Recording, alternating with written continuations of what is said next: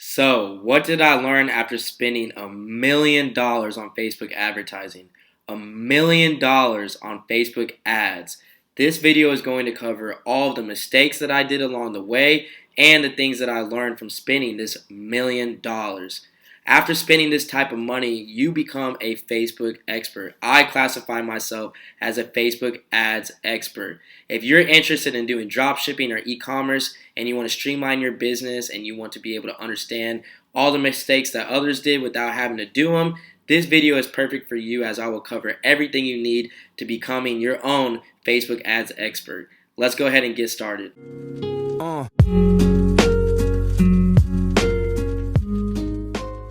As you guys know, I start off my videos the exact same way each week by giving away that free consulting call. And for this week's winner, we have Chris Phillips. Chris Phillips, congratulations on winning, and thank you so much for leaving that comment in my last week's video.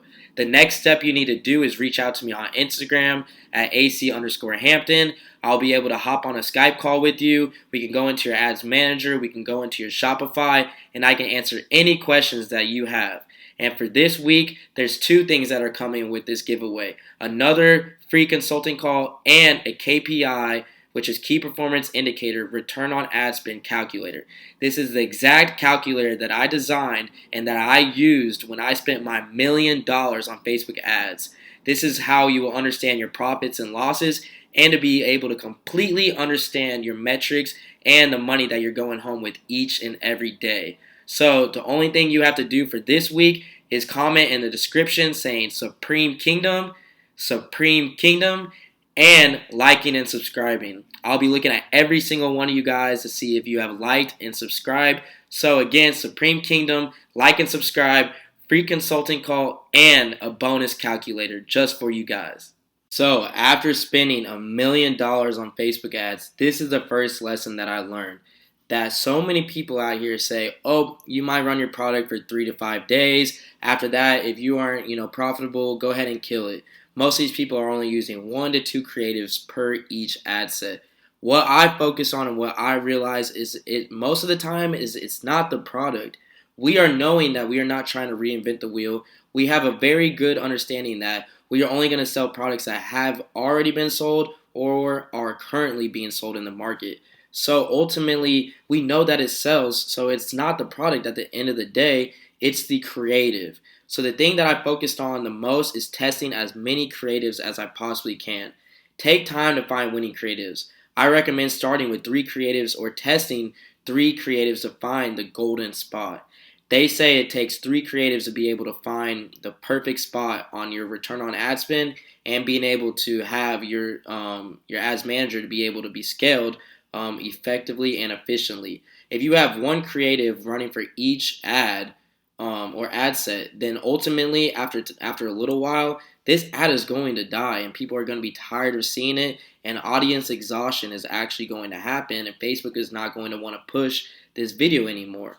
So what you need to be focusing on is testing multiple different creatives, hitting multiple different viewpoints of people so that you can find different audiences of the people you're looking for. So ultimately, like a good example of this is if we're going to be able to focus on, let's say we're selling a posture corrector. If I'm going to be selling a posture corrector, well, then that's multiple audiences of people that I could be focused on.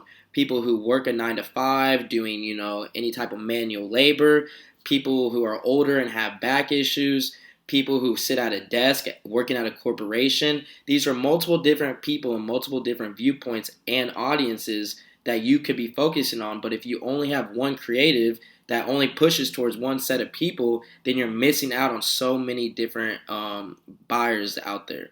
So there's definitely multiple audiences, like I just said. So you need to find your golden audience creative. And by doing this, you need to be testing 10 to 20 creatives per product. I show you guys in my course about how to do ice-breaking video testing and how you can be able to understand which creatives are doing the best. But ultimately, be on the understanding that, again, it might not be your product. It could be your creative. The only way we can get people to go to your website is by getting them to actually click on Shop Now. If they don't click on Shop Now, then you are already missing out on those opportunity of customers. So test more creatives. And by testing these more creatives, it's not more or less, you need to just have 1,000 different videos out there in the market. You could be doing things like this right here, changing your thumbnail, changing your scroll stopper, changing the first 3 seconds of your video, going ahead and changing your ad copy, your headline. There's multiple different ways that you can test different creatives, but by just doing a little bit something different in each different ad copy, this could be something that could change like the return that you're getting on your investment. There's only one couple things you need to be doing, and it's just changing your creatives. Again, you don't have to test 1,000 different videos. You can have 5-6 different videos and make almost 30-40 creatives off of this because of the different viewpoints that you can go from it. So definitely be testing out different thumbnails, different scroll stoppers, different headlines, different ad copies, anything that you can do to be able to kind of split test these things and being able to see which audiences of people are working the best for you is going to benefit you so much in the long run. Another thing that I struggled with when I first started dropshipping was just giving up whenever I thought that I tested enough. And by enough, it'd be maybe like 10 to 15 interests that were cold audience interests. How are you supposed to be able to find the golden ticket or golden audiences that you're looking for if you're only limiting yourself to 10 to 15 interests per product? So what I say now is horizontally scaling is your absolute best friend. It's your absolute best friend. And the reason why I say this is so many people focus on horizontally scaling, vertically scaling, CBOs, etc., etc. When you are first starting, you're first running your interests, you need to be horizontally scaling more than anything. This needs to be your main focus and what you need to be putting all your time and energy into when you're running these ads. So definitely be focused on horizontally scaling, which means that you're just widening out your audience of people that you're testing. So again, if we start off with 10 interests, we might start off with 20 or 30 interests to be able to find out what audiences are doing the actual best for you. You need to allow Facebook to work for you. It's hard to know who your specific customer is without having the ability to actually find them with testing. How are you supposed to know who your audience of people are if you don't test them? So ultimately, you need to allow your Facebook pixel to work very efficiently for you. And the only way you can do this is by testing multiple audiences. And now what I kind of focus on is use bigger audiences. As Facebook's new update has came out, they are recommending using bigger audiences with initial testing to find your perfect audience. So I say anywhere between 20 to 100 million reach. And that seems like a lot, but what you're doing again is allowing Facebook to work for you. You're allowing Facebook to go and find these people within these audiences of 20 to 100 million and being able to actually track down what they're interested in. But if you're limiting yourself to maybe 300,000, 400,000, 500,000 when it comes to your audience size, these people might not be somebody that's actually interested in this product. They might be just interested in the actual niche that you're in or the actual, like let's say again, posture corrector. They might just be interested in just posture, or if they're doing dog products, they literally might just have a dog and they're interested in dogs. So you need to be testing a lot bigger audiences of people so that you can find the actual important data that's going with finding these actual customers. So you need to be thinking outside the box when you're doing this. Again, you can use general audiences. If you're going to test a dog product, you can use dogs, you can use dog park, you can use dog walking, you can use a lot of different interests that are associated with that, but also focusing on thinking outside of the box. You could be using movies that are related to it. You could be using magazines, articles.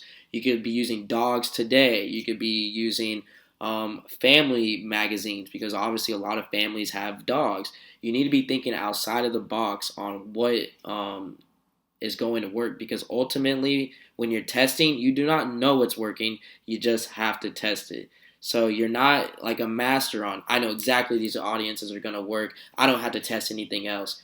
You need to be going outside of your comfort zone, outside of what you're usually thinking of on what can work, and by actually figuring out what works. And the only way you do that, again, is by testing these audiences.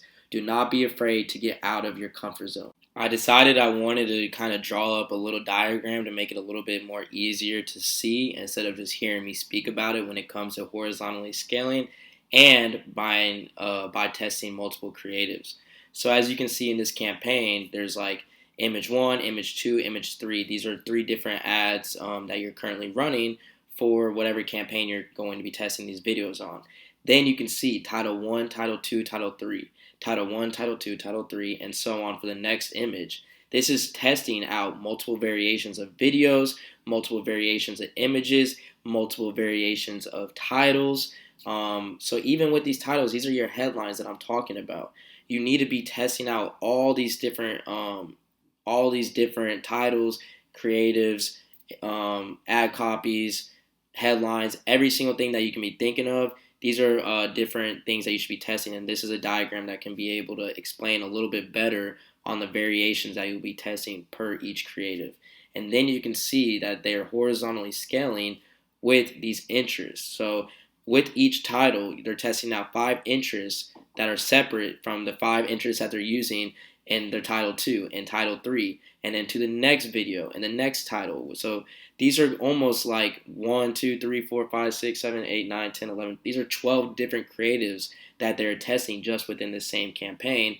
And they're testing different audiences while horizontally scaling these audiences to see which ones are working the best. So I know I can speak about it towards you guys. I know I can just be able to provide you all the knowledge and expertise that I know about this. But ultimately, I am a visual learner as well, so seeing it makes a lot more sense. So be focused on this. You might want to pause the video and look at this, maybe save the image, but anything you can do, be able to understand that you are not like a master on your first try. You're not going to get it on your first try. It might not be the product again. It could be the creative. So testing out multiple different scroll stoppers, viewpoints, and anything that can basically attend to different audiences is going to help you stand out so much from your competition. So like I was saying, normally on average, each product niche has 20 to 80 interests per each product. So if you're only testing 5 to 10, you're kind of limiting yourself on what's working and what audiences are working well for you. So definitely keep that in mind. This is taken straight from Facebook, that each product niche has about 20 to 80 interests, and 10 to 60% of those interests will only be profitable. So again, if you're only testing a couple, then you might be even under this 10% of profitability because you haven't found the audiences that work the best for you. So I wanted this slide to kind of just be quick and easy for you guys to understand, but definitely continue to test. And as you guys know, each week I give out a free product giveaway. So thank you for watching this video as long as it has now. And now you're going to get rewarded with a free product that is killing it in the market right now. Alright guys, here you go. Here's that winning product that I was going to give away from you. This is a one-piece car blind spot mirror that's 360 degrees. It's got about 2,438 orders and 1,300 reviews. So it's actually doing very, very well right now. And I just saw an ad for this today, so I knew that this would go perfect for this video. So let's go ahead and check it out. So product cost is $2.90. You guys can see the angles on here. And then kind of just to see it in action. This is kind of, it says welcome dropshippers. So they're obviously very open to having dropshipping, and they have very competitive prices. As they say, our price is the most competitive in the whole net. Please contact us if you want to make big orders. So obviously we know that they're working really well with other dropshippers, and they're completely open to helping you run your business if you decide to sell this product. But as you can see, has a 360 degree angle, glass lens, high definition, so you can see like where you're actually parking at, and like a regular mirror on the side. True glass material, so it's not going to be all, fake things that are coming with this. So you're going to get the reflection that you're obviously looking for when you're driving for safety precautions.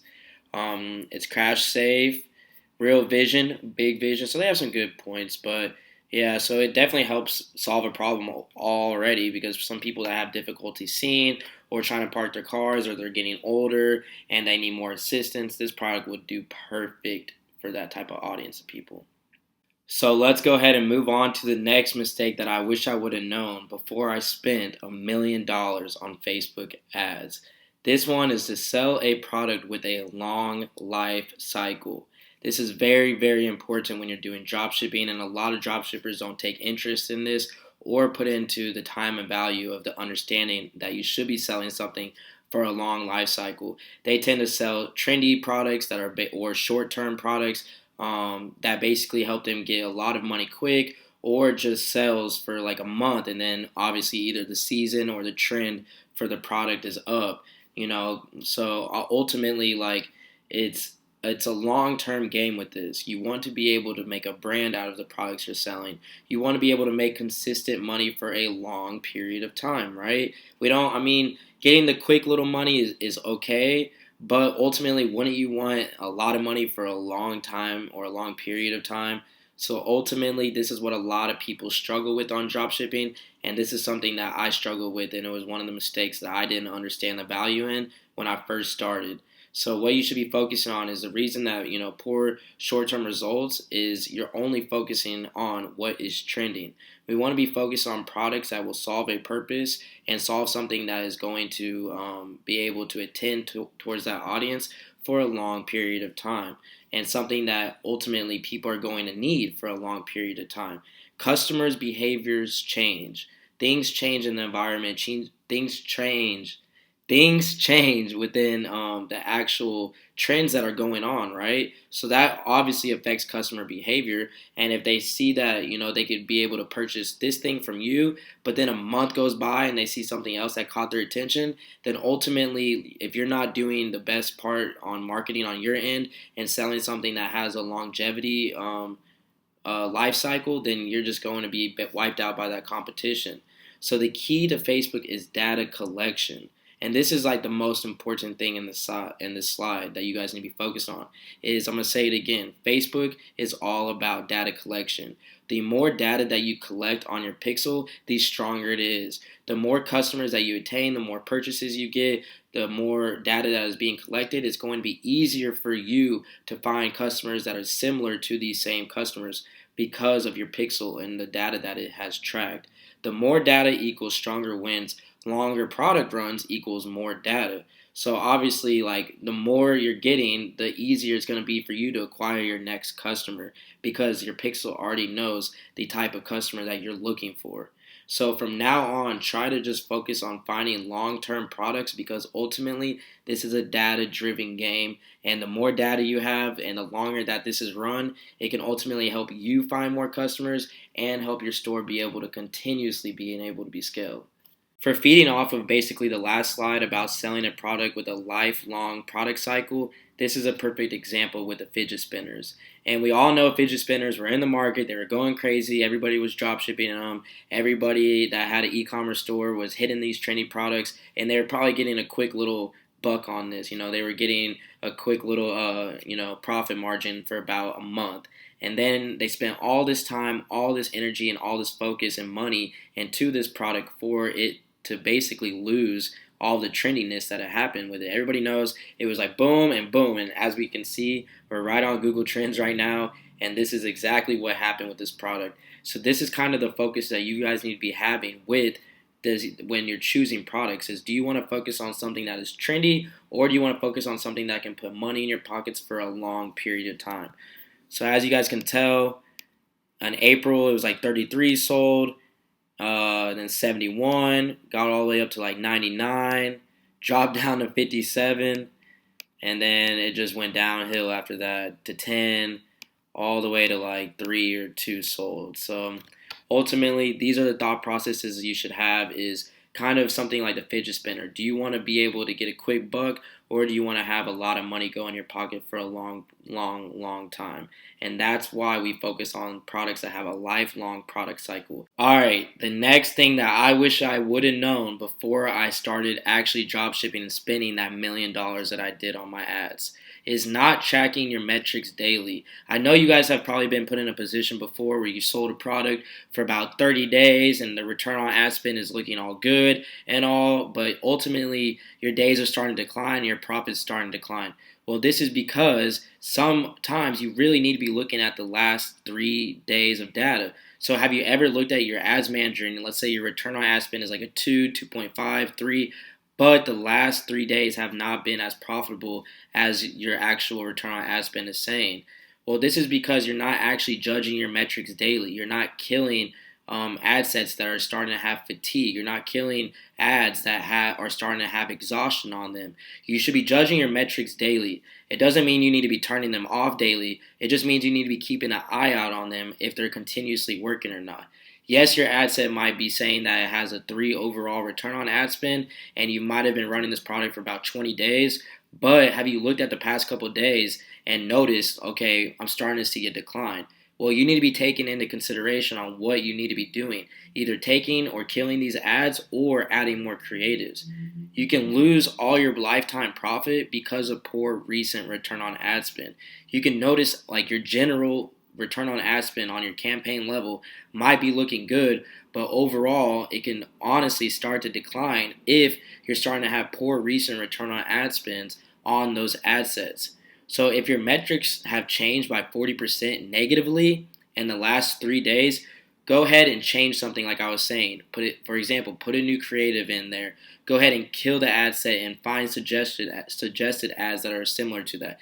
Or duplicate it again and have the same ad set running, but you're adding a different type of incentive to it. Maybe like a different viewpoint on your ad. You don't have to do a whole new creative, but you can change a couple different things. So not understanding your metrics and not understanding basically your return on ad spend is something you need to be focusing on the most. You need to be looking at this every single day because ultimately this is a money game and we want to make sure that you are going home with money every day. So if you're starting to see a decline in your performance, make sure you're tracking your metrics on a daily basis and doing the things you need to be doing to be able to continuously have a strong return on ad spend. So I know that this mistake that I used to always do is mistakes that you guys have definitely done now. And there's nothing wrong with it, but you have to understand that Facebook is changing. And doing this is something that I know affects you being able to make money on these products is by killing a product too fast. And this is a perfect example right here. Have you ever actually tested a product and you're like, okay, this is doing okay, but it's really not giving me the money I want to get. And after like 3 or 4 days, you decide to cut the entire campaign, you cut the entire product, and then some time goes by, and then you literally see somebody selling that exact same product with a different ad that's getting so much engagement, so much traffic, and is doing very well. Why? Because they probably had a better creative than you, and you didn't take the time or consideration to test more than 1 or 2 creatives, and you decided to kill this product too fast. That is something I know has happened to me, and I know it's happened to you guys before. And the reason that this happens is because you're being impatient and you're not testing the back end of things enough. You're just focusing on these cold audience interests and not the creatives that actually go with it. So there's actually three stages on Facebook that you need to be focusing on: testing, data, and scaling.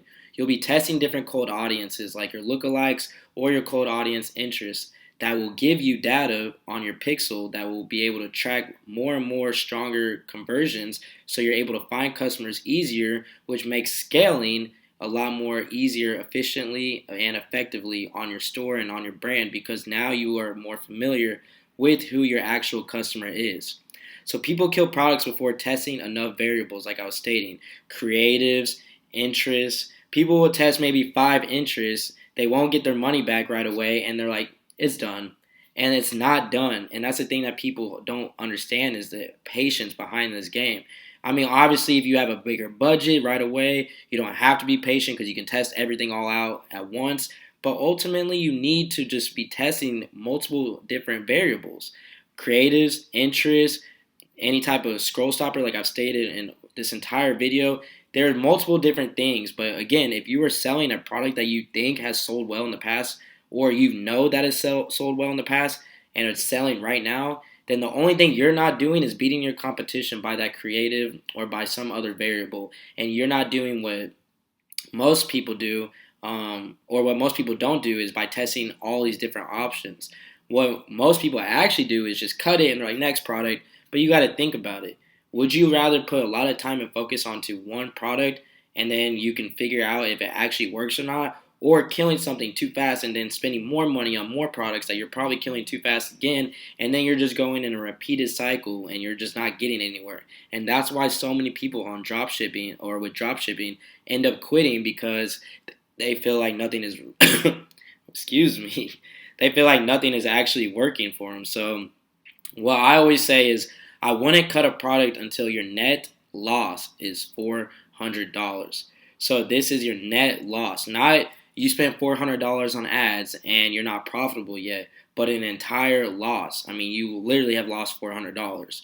That is when I would kill a product. So definitely be focused on this metric when you're running your new campaigns, and think to yourself, do you want to continuously go in a circle, in a cycle of testing 1,000 different things? Or do you want to put in more effort into the back end to see what will work for the product that you know is or has currently been sold? And that's it for this lesson, guys. So thank you so much for visiting this video and visiting my channel. If you like these type of videos, go ahead and like and subscribe and smash that actual like button for real. Like, smash that like button and leave in the comments below what you want to see in these next videos. I'll be answering any questions that you guys have within the first hour of these comments. If you guys want to see a different video or a different aspect of things, I also have an Airbnb course that I just recently dropped, so I can make Airbnb videos on here too if you guys want to learn how to make a sustainable passive income by being a real estate agent without owning any real estate. So I definitely have that available too. I'll leave that in the description below. Again, thank you guys so much for coming back to my channel, and this is AC, and I'm out.